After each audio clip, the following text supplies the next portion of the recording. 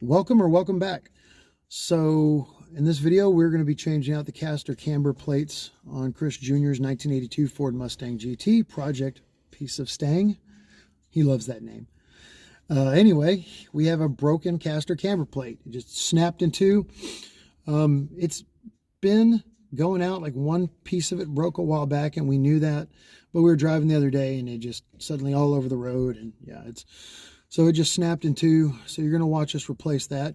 We were in the middle of building my short block when an ARP rod bolt snapped in two like a twig. That'll be in our next video, hopefully. I'm still waiting on a resolution from Summit and or ARP about that. 15 of 16 rod bolts, perfectly fine. No problem. One, like a twig. Didn't even make it into the torque sequence, just snapped. Makes me a little nervous going forward. But anyway, so in this video, we are just going to be changing out caster camber plates. So welcome and enjoy. So since our ARP rod bolt just broke off in our new build, we are turning our attention to Junior's broken caster camber plate up here. Yeah, I've never seen this, but you can see it's snapped and it's torqued up. It came up through the bottom here. Here a while back we noticed that this one little piece was cracked, and we knew it was only a matter of time before it broke. The other day we were driving and the tire suddenly towed out and it just kind of started knocking and clunking, so this thing is snapped. Went and bought a used one, really cheap. This guy had them. They're just Grip brand. I don't know what that is. I don't care. But they appear to be about the same. But I got a pair of these and we are going to start trying to fix these. Junior's going to restore and rebuild these parts. And then I'm going to grind the old rust off of this, and we're going to try to get this apart and get this installed. Good times. We got the new used caster camber plates taken apart, got them stripped down, hit them with the wire wheel, got them cleaned up. Junior is rebuilding our nuts and bolts parts with some rust restore, and we're about to get the wheel off and get cranking on this. Wow, this thing's only been sitting for about a week with this caster camber plate broken, and look how rusty the brake pads already got, or the brake rotors rather. That's incredible. So we have this suspension hanging because I suspect we're going to have to do that to swap this out. The irony has not been lost on me that I'm going to post this video on a website that probably has 1,000 tutorial videos on how to swap out a caster camber plate, but I'm not going to watch any of those. We're just going to go through and see what we can do. And I haven't done this since the 90s, but how hard can it be, right? Right, buddy? Right? It's going to be easy, right? Nothing could possibly go wrong with this, could it? Wow, that was encouraging.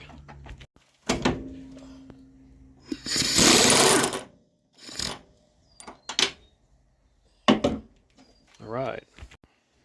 Kind of what I figured as we started to loosen this plate, the strut started to shoot up, so that means we're gonna have to take it off from the bottom here. I kind of suspected we have to do that, but I had really hoped we didn't have to, because that means the brakes have to come apart.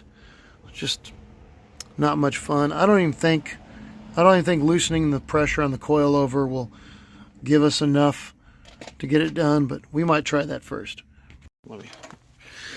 God bless the coilover that allowed us to loosen this enough. We're going to be able to get this off without having to take off the front brakes and the strut.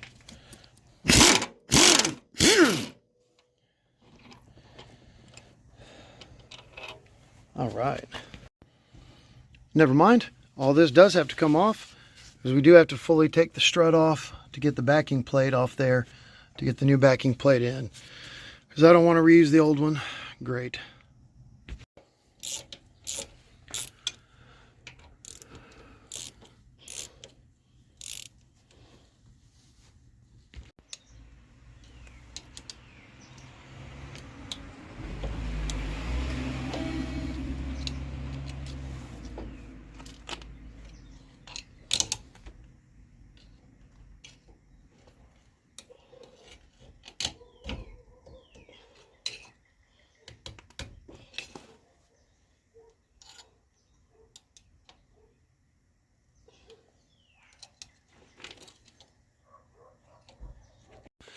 All right, so we have the new caster camber plate on. We're gonna start tightening it down. We couldn't record any of that. It was a bear to wrestle this strut back into place and try to get this thing into position. We're gonna start tightening things down. We're gonna tighten this down, then we're gonna try to adjust the wheel to the proper angle.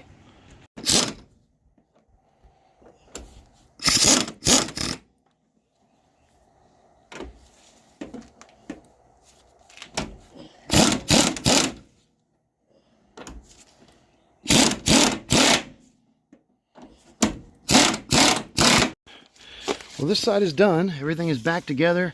Junior is putting the tire back on. Caster camber plate is on. It's not adjusted. The 3 bracket are tightened. The strut is tightened. We're probably going to loosen these and try to adjust this as well as we can once we see how the tire sits with the car on the ground. You got to make sure it's not too far back or too far forward or towed out too much in the wheel well.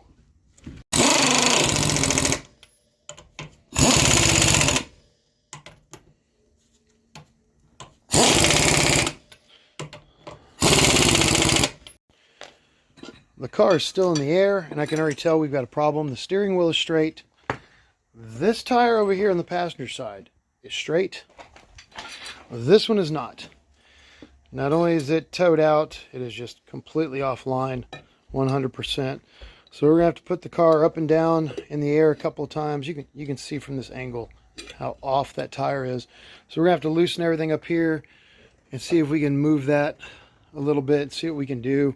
I may have to pay for another alignment here soon to keep from destroying tires.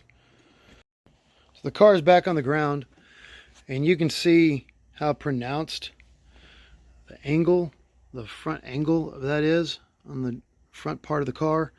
So we are going to loosen everything up here, and we are going to try to get this tire somewhat lined up. When we took it all apart, we did not adjust the steering rack or anything. All of this angle should be adjustable up here, because one of the problems we had is this entire tire was sticking out this far the other day when it should be mostly tucked in the fender. And this one's actually protruding just a little. This tire is more straight to the lines of the car than this one over here. So we're going to try to adjust that. All right, we've made our first adjustment and tightened it back down. The tire is definitely tucked more than it was. Here's a top view. You can see it. Got to come out just a little bit there, but you can also see how towed out and that tire is. So we're going to lift it back up. I got as much adjustment out of the caster camber plate as I could, and it looks a lot like the one on the other side, the old one that we still need to swap as far as the adjustment. But I'm going to put it up in the air, and with this other tire straight-ish, should be straight. Actually, it's towed out a little bit. Huh, interesting. I'm going to try to bring both sides, toe in just a little bit on the steering rack and see if I can't get this thing to drive a little straighter. And then here soon I'll have to suck it up, bite the bullet, pay for an alignment. Not sure how well that's going to show up on camera, but I got my white paint marker out, and I tried to paint an outline all around where everything is. That way, if we're going down the road and this is shifting, hopefully we'll be able to tell and we'll know. We have torqued this down with an impact wrench. None of this stuff should move, but if it does, hopefully we will know about it. We learned valuable lessons from the first side, and we're making short work of the second side. Right, we are making really good time. This is not adjusted, of course, but we've already got the first strut, or the second strut, all the way back off. Got it back on with a new caster camber plate. Junior is getting the wrong way, buddy. Face the other way and line up that groove. Junior's getting the brake rotors back on. We're gonna put the brakes back on it, put the car back on the ground, and make our adjustments as well as we can. And hopefully we'll be done here in about 15-20 minutes. The first side took like 4 hours. This one's taking like 30-35 minutes because we have some clue what we're doing this time, which is nice.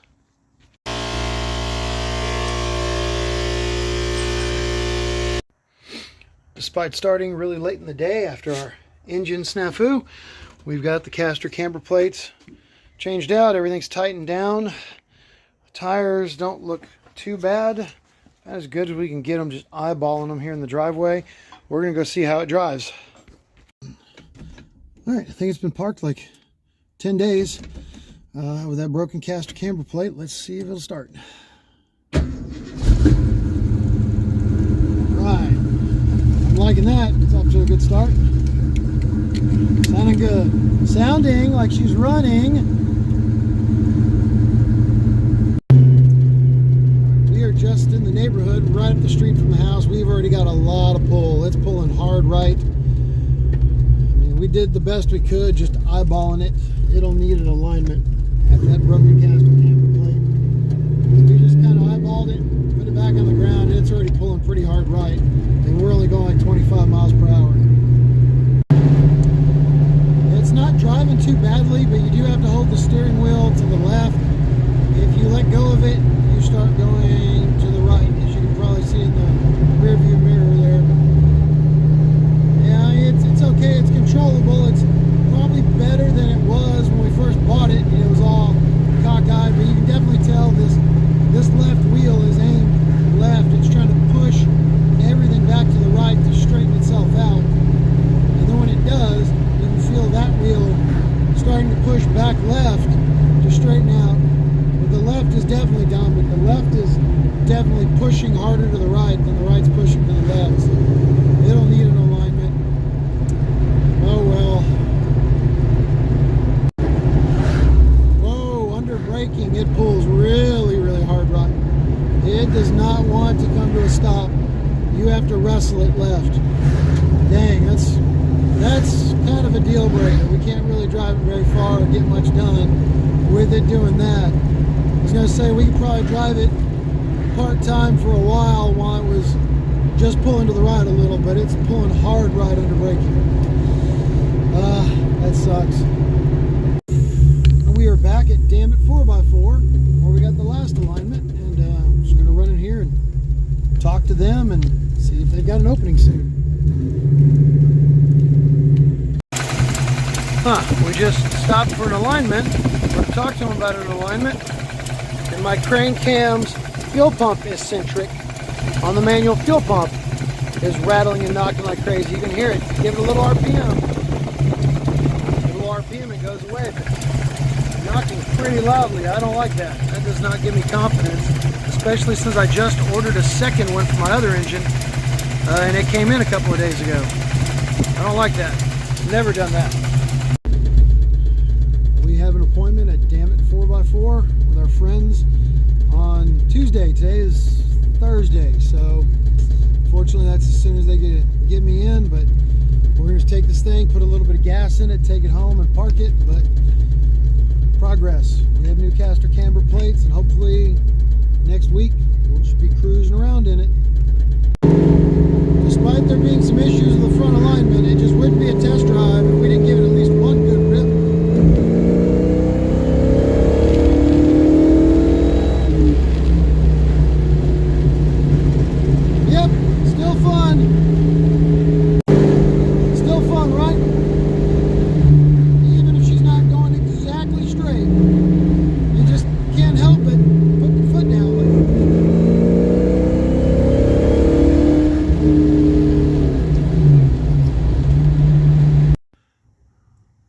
We are back. A few minutes later, same day. I just realized that some of the clunking we may have heard was that we did not reset this coilover strut. This was all the way down. Do you like our coilover wrench? Yep, big giant pipe wrench. That's all we've got that'll fit on it. I don't have a coilover wrench. But yeah, I was about to change clothes or hop in a shower and change clothes upstairs. I went, oh my God, we didn't adjust this coilover, which, I mean, it's not going to fix our alignment entirely, but that might be why it was diving so hard to the right. This was all the way bottomed out. So this thing was like a low rider over here. We had the tire up in the tire well, and we're gonna adjust this and take it for another test drive and see if it's any better. It won't be perfect, but it might be better. The wheel is definitely still a little cockeyed, but it's definitely not dive bombing to the right like it was. So it is definitely better. We're in our neighborhood, and earlier, if I let go of the wheel, we were gonna go through mailboxes off on the right side of the road. It is not that bad right now. It's not aiming straight. You can still feel both tires pulling against each other, but it's definitely better than it was. I can let go of the wheel momentarily, and it's not just shooting straight off the right side of the road, so that's something.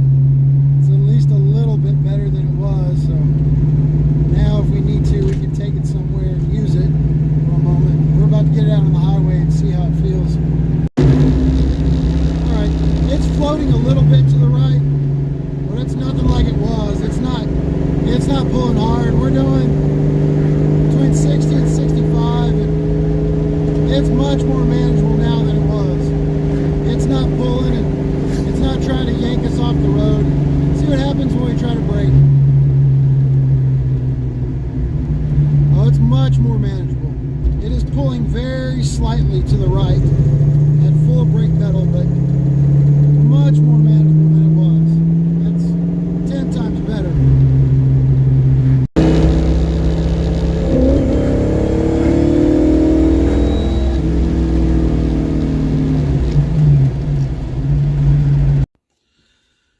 And that is where we are leaving things today. I'll probably still get it aligned, but I feel a lot better now knowing that I was just stupid and forgot to readjust the coilover strut and the spring. It's no longer diving hard right. It's not as good as when we first got it aligned before the caster camber plate broke, but it doesn't feel as bad as it did when we first got it. You know, it used to just bump steer this thing all down the road, side to side, and it's just a little bit sloppy.